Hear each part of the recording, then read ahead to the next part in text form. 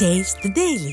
தமிழகம் முழுவதும் உள்ள 1,25,000 மாற்றுத்திறனாளி மாணவர்களுக்கு பயிற்றுவிக்கக்கூடிய சிறப்பு பயிற்றுனர் ஆசிரியர்கள் தங்களுக்கான ஊதிய உயர்வு, பணி நிரந்தரம், மருத்துவ காப்பீடு, இறப்பு நிவாரண நிதி ஆகிய கோரிக்கைகளை வலியுறுத்தி 8வது நாளாக போராட்டத்தில் ஈடுபட்டுள்ளனர்.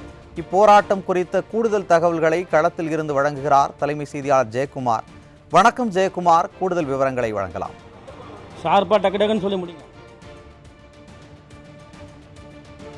வணக்கம் சுரேஷ். அதாவது தமிழ்நாடு ஒருங்கிணைந்த பள்ளிக்கல்வி திட்டத்தின் கீழே மாற்றுத்திறன் மாணவர்களுக்கு பயிற்றுநர்களாக, சிறப்பு பயிற்றுநர்களாக தமிழகம் முழுவதுமே 1500க்கும் மேற்பட்ட பயிற்றுநர்கள் இருக்கிறார்கள். 1,25,000க்கும் மேற்பட்ட மாற்றுத்திறன் கொண்ட மாணவர்களுக்கு இவர்கள் பயிற்றுவிக்கிறார்கள்.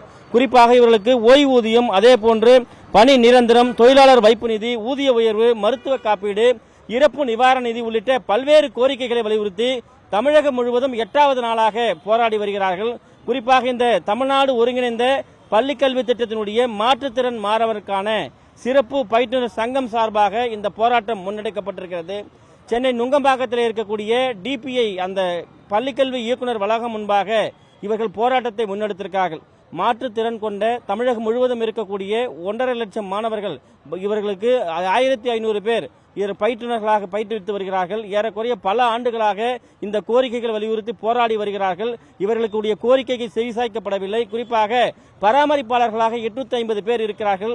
அவர்களும் இதனால் பாதிக்கப்பட்டிருக்கிறார்கள். இவர்கள் வீதியில இறங்கி போராடக்கூடிய அளவிற்கு இன்றைக்கு திமுக அரசு தள்ளி இருக்கிறது.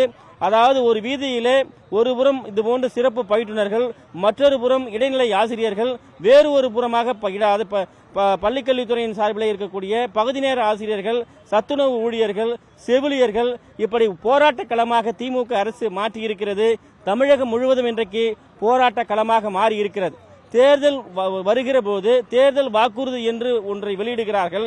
அப்படி வெளியிடுகிற போது அந்த தேர்தல் வாக்குறுதி எண்ணை இவர்கள் நிறைவேற்றவில்லை. இதனால் பெருமளவு பாதிப்பு ஏற்பட்டிருக்கிறது. இவர்கள் அளித்த வாக்குறுதியை கூட நிறைவேற்றவில்லை. தொடர்ந்து போராடி வருகிற எங்களுடைய கோரிக்கைக்கு இந்த அரசு செவிசாய்க்கவில்லை என்று வீதியில இறங்கி போராடுகிறார்கள். மேடம் வணக்கம். இப்ப என்ன மாதிரி கோரிக்கை வலியுறுத்தி நீங்க போராடுறீங்க? சார், நாங்கள் தொகுப்பூதிய ஆணை, தொழிலாளர் வைப்பு நிதி, சக ஊழியர்களுக்கு ஏற்றப்பட்ட 5% ஊதிய உயர்வு எங்களுக்கு கிடைக்கணும் சார். நாங்கள் மாற்றுத்திறன் மாணவர்களுக்கான சிறப்பு பயிற்றுநர்கள் கிட்டத்தட்ட நாங்கள் 1800 பேர் கிட்ட இருக்கோம். தமிழ்நாடு முழுவதும் 1.5 லட்சம் மாற்றுத்திறன் மாணவர்களுக்காக பணி செஞ்சுட்டு இருக்கோம். 25 ஆண்டு காலமாக இதுவரைக்கும் எங்களுக்கு ஒரு தொகுப்பூதிய ஆணை கூட நாங்கள் பெறவில்லை சார். எந்தவித தொழிலாளர் வைப்பு நிதியும் எங்களுக்கு கிடைக்கப்படவில்லை. இந்த பணி செய்து நாங்கள் எதன் கீழே நாங்கள் வரோன்னா பள்ளிக்கல்வித்துறை கீழே தான் நாங்கள் வந்துட்டு இருக்கோம். அப்போ ஏன் இவங்க செவிசாய்க்கலன்னு எங்களுக்கு தெரியலைங்க சார்.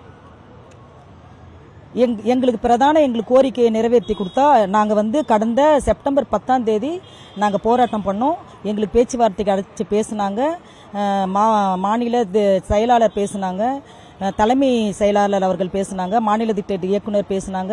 2 முறை கல்வி அமைச்சர் அவர்களையும் நாங்கள் சந்தித்து பேசியிருக்கோம். கட்டாயம் உங்களுக்கு செய்து தருவேன்ற மாதிரி சொல்லியிருக்காங்க. நாங்கள் 8 நாட்களாக தொடர்ந்து போராட்டம் பண்ணிட்டு இருக்கோம். எல்லாமே பெண்களாக இருக்கோம். நாங்கள் எங்கள் குழந்தை குட்டியே இங்கே கூட்டிகிட்டு வந்திருக்கோம். எங்களுக்கு என்ன செய்யறதுன்னே எங்களுக்கு தெரியல. நேற்று ஃபுல்லாக நாங்கள் உண்ணாவிரத போராட்டம் பண்ணோம். எங்களுக்கு கரெக்டாக இந்த அரசு எங்களுக்கு செவிசாய்ச்சி எங்களுக்கு பண்ணிச்சேன்னா கொஞ்சம் நல்லாயிருக்கும். இன்றைக்கி 11:30 மணிக்கு மாநில திட்ட இயக்குனர் அவர்கள் எங்களுக்கான நேரத்தை ஒதுக்கி பேசுகிறேன்னு சொல்லியிருக்காங்க. இவங்க பேசி எங்களுக்கு முடிவு வரலைன்னா கட்டாயம் சாகும் வரை நாங்கள் உண்ணாவிரத போராட்டத்தில் கட்டாயம் கலந்துப்போம் சார். நாங்கள் சாதாரண குழந்தைகளுக்காக நாங்கள் பயிற்றுவிக்கிறவங்க கிடையாது. நாங்கள் முடியாத குழந்தைங்க, என்ன சொல்றதுன்னே தெரியல. அந்த பேரண்ட்டை விட எங்களை தான் கடவுளாக மதிக்கிறாங்க. எங்களுக்கு ஒரு தொகுப்பூதியை கூட ஆணை கூட இல்லைன்ற பட்சத்தில் தான் நாங்கள் எங்கள் மனசு ரொம்ப கஷ்டப்படுது, வருத்தம் அளிக்குது. எல்லாமே பெண் ஊழியர்கள் இந்த ரோட்டில் உட்காந்து நாங்கள் போராட்டம் பண்ணுன்ற கட்டாயத்தில் நாங்கள் தள்ளப்பட்டிருக்கோம். தயவு கூர்ந்து எங்களுக்கு நீதி கிடைக்கலன்னா நாங்கள் சாகும் வரை நாங்கள் போராட்டம் பண்ணுவோம் சார். மாற்றுத்திறன் மாணவர்களுக்கான சிறப்பு பயிற்றுனர்கள் சங்கம் நாங்கள் 8 நாளாக போராட்டம் பண்ணிட்டு இருக்கோம். ஏற்கனவே செப்டம்பர் 10ஆம் தேதி கல்வி செயலாளரை போய் பார்த்தோம். அவர் உங்களுக்கு எல்லாமே இபிஎஃப்ல இருந்து பண்ணி கொடுக்குறோன்னு சொன்னாங்க. அதனால நாங்கள் போராட்ட களத்துல இருந்து போனோம். இப்போ திரும்ப 3 மாசம் ஆயிடுச்சு. இன்ன வரைக்குமே எந்த ஒரு ரெஸ்பான்ஸும் பண்ணல. அதனால திரும்ப வீதிக்கு உக்காந்துருக்கிறோம். எல்லாமே பெண் சிறப்பு பயிற்றுனர்களா இருக்கிறாங்க. எங்களுக்கு நிஜமா நியாயம் கிடைக்கணும். கிடைக்கலன்னா இந்த ரோட்லயே நின்று போராட்டி தான் நம்ம வெளியே போவோங்க சார். ரொம்ப நன்றிங்க சார்.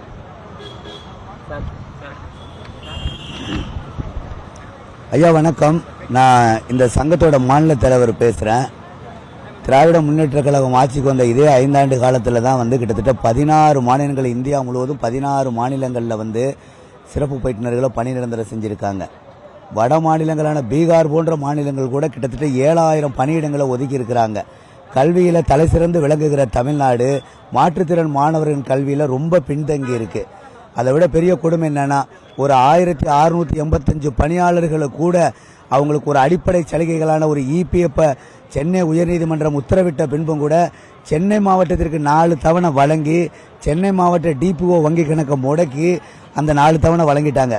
ஒரு மாவட்டத்துக்கு வழங்குற இபிஎஃப்பை மீத இருக்கிற 37 மாவட்டத்துக்கு வழங்கலை அப்படிங்கிறது எந்த விதமான நீதி நியாயம்னு எனக்கு தெரியலை. இந்த விடியலாட்சி எங்களுக்கு அடிப்படை சலுகைகளான இபிஎஃப்பை இன்னைக்கு எங்களுக்கு வழங்கப்படலை அப்படின்னா இந்த போராட்டம் மிகப்பெரிய அளவில் தீவிரமடையும். நிச்சயமாக நாங்கள் 4 பேர் சாவதற்கான எல்லா வாய்ப்புகளும் இருக்குது. ஏன்னா நாங்கள் 8 நாளாக மிகுந்த மன உளைச்சலுக்குள்ளாக இருக்கோம். நேற்றைய தினம் சாப்பிடலை, முழுக்க உண்ணாவிரத போராட்டம். அதை விட காவல்துறை அத்துமீறி நடந்து கொள்கிறாங்க, தரம் தாழ்ந்து பேசுகிறாங்க, அடிக்கிறாங்க. இந்த மாதிரியான முயற்சியெல்லாம் இந்த 15 ஆண்டு காலத்தில் இது போல் இல்லை. இப்படி இருக்கிற சூழலில் போராட்டம் மிக தீவிரப்படுத்தப்படும். நாங்கள் இன்றைக்கு எங்களுடைய மனநிலை இபிஎஃப்க்கு ஒரு சொல்யூஷன் கிடைக்கணும். இபிஎஃப்க்கு சொல்யூஷன் கிடைக்கல அப்படின்னா நாங்கள் போராட்டத்தை கைவிடவே மாட்டோம். அதே போல் பணி நிரந்தரத்துக்கு வழிவகை செய்யணும் தமிழ்நாடு அரசு.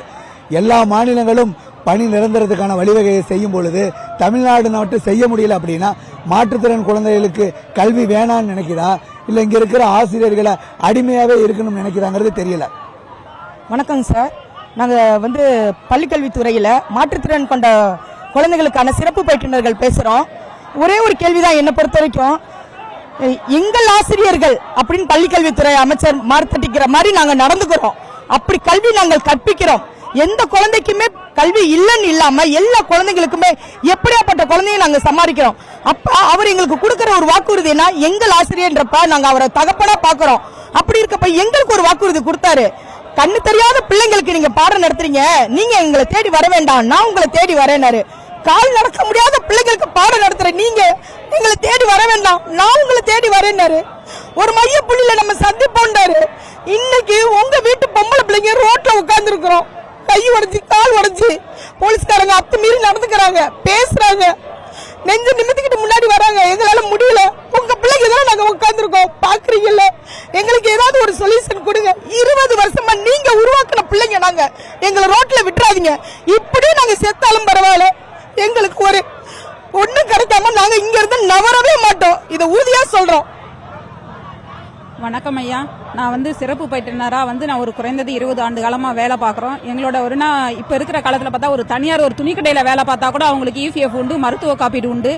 எங்களுக்கு அந்த இபிஎஃப் மருத்துவ காப்பீடுலாம் உடனே வழங்கணும். அதாவது எல்லா இந்தியாவிலே எடுத்துக்கிட்டா தமிழ்நாடு எல்லா இதுலேயும் முன்னுதாரணமா இருக்குது, மேலோங்கி இருக்குது. முதல்வர் ஐயா இந்த மாற்றுத்திறனாளித்துறையை அவர் கையில் எடுத்திருக்காரு. அவர் மனசு வச்சா எங்களுக்கு எல்லாமே செய்யலாம். ஒரு இந்திய குடிமகனா எங்களோட அடிப்படை உரிமை வேணும்னு தான் கேட்கிறோம். அந்த உரிமையை தர வரைக்கும் எங்களோட போராட்டம் நடக்கும். கண்டிப்பா எங்களோட உரிமையை அவர் நிறைவேற்றி தரணும்னு கைகூர்ந்து கேட்டுக்கிறோம் முதல்வர் ஐயா அவர்களை. அதாவது ஊனமுற்ற குழந்தைகள் கடவுளுக்கு சமமாக, பார்வையற்றவர்கள், கால் கை ஊனமுற்றவர்கள் கடவுளுக்கு சமமான கடவுளுடைய பிள்ளைகள் என்று சொல்லுகின்றோம். அப்படிப்பட்ட ஊனமுற்ற பிள்ளைகளுக்கு ஏறக்குறைய தமிழகம் முழுவதும் இருக்கக்கூடிய 1.25 லட்சம் பிள்ளைகளுக்கு 1500 இந்த சிறப்பு பயிற்றுனர்கள் வகுப்பு எடுக்கிறார்கள். 850க்கும் மேற்பட்ட பாதுகாவலர்கள் அவர்களை பராமரித்து வருகிறார்கள். இவர்களுக்கான குறிப்பாக பணி நிரந்தரம், அதேபோல் தொழிலாளர் வைப்பு நிதி, ஊதிய உயர்வு, மருத்துவ காப்பீடு, இறப்பு நிவாரணம் உள்ளிட்ட கோரிக்கைகளை வலியுறுத்தி தான் 8வது நாளாக இந்த போராட்டத்தை முன்னெடுத்து வருகிறார்கள். இந்த போராட்டத்தை முன்னெடுத்து வரக்கூடிய இந்த பெண் ஆசிரியர்களுக்கு காவல்துறை தரப்பிலே பல்வேறு நெருக்கடிகள் கொடுப்பதாக அவர்கள் கண்ணீர் சிந்து கொண்டிருக்கிறார்கள். படித்தவர்கள் வீதியில இறங்கி போராடினால் அந்த நாடு என்ன இழப்பை சந்திக்கும் என்பதுதான் இந்த கண்ணீர் சொல்லுகிறது. இந்த கண்ணீரை துடைக்க வேண்டியது அரசினுடைய பொறுப்பு. ஆட்சிக்கு வருவதற்கு முன்னால் நாங்கள் இதை செய்வோம் அதை செய்வோம் என்றெல்லாம் தெரிவித்த இவர்கள் இன்றைக்கு ஆட்சிக்கு வந்த பிறகு இவர்களை கண்ணீர் சிந்த வைப்பதுதான் இந்த விடியாத மாடலுடைய திராவிட மாடலுடைய ஆட்சியாக இருக்கிறது என்று அவர்கள் கண்ணீர் சிந்துகிறார்கள். நாங்கள் இறக்கும் வரை இந்த வீதியிலேயே போராட்டத்தை முன்னெடுப்போம் என்று இந்த அரசுக்கு எச்சரித்திருக்கிறார்கள். தொடர்ந்து போராட்டக்களமாக மாறி இருக்கக்கூடிய சூழ்நிலையும் கூட ஒருவர் கூட வந்து நேரிலே பேசி எங்களுடைய கண்ணீரை துடைப்பதற்கோ எங்களுடைய கோரிக்கைகளை செவிசாய்ப்பதற்கோ நாதியற்று நிற்கிறோம் என்ற வேதனை குரலாக அவர்கள் கண்ணீர் சிந்திக் கொண்டிருக்கிறார்கள் என்பதை பார்த்து கொண்டிருக்கிறோம். அறநெறியிலே போராடக்கூடிய இந்த பயிற்றுனர்களை, சிறப்பு பயிற்றுனர்களை கைது செய்வதற்கு காவல்துறையினர் தற்பொழுது தயாராகி வருகிறார்கள். இங்கு ஏராளமான வாகனங்களை முன்னெடுத்து வருகிறார்கள். அந்த காட்சிகளை நாம் பார்த்து கொண்டிருக்கிறோம். இருந்தாலும் தங்களுடைய போராட்டமானது தொடரும் என்று அவர்கள் எச்சரித்திருக்கிறார்கள். நாங்கள் என்ன கேட்கிறோம்? பார்வையற்ற, கால் கை ஊனமுற்ற பிள்ளைகளுக்கு வகுப்பு எடுக்கிறோம். அவர்களுக்கு நீங்கள் வகுப்பு எடுக்கக்கூடிய எங்களை வீதியிலே விடாதீர்கள். எங்கள் பிள்ளைகளோடு வீதியிலே இறங்கி போராடி கொண்டிருக்கிறோம், கண்ணீர் சிந்திக் கொண்டிருக்கிறோம். எங்களுடைய கண்ணீரை தொடங்கல் என்றுதானே நாங்கள் கேட்கிறோம் என்று அவர்கள் வீதியிலே இறங்கி போராடி கொண்டிருக்கிறார்கள். இதுபோன்று காவல்துறையை வைத்து மிரட்டுவதும் நெருக்கடி கொடுப்பதும் என்பது ஆசிரியர்களுக்கு இழைக்கப்படக்கூடிய மாபெரும் அநீதி. இப்படி தொடர்ந்து இழைக்கப்பட்டால் வருகிற சட்டமன்ற தேர்தலிலே இதற்கான பாடத்தை புகட்டுவோம் என்கிற எச்சரிக்கையோடு அவர்கள் போராடி வருவது குறிப்பிடத்தக்கது. சுரேஷ்,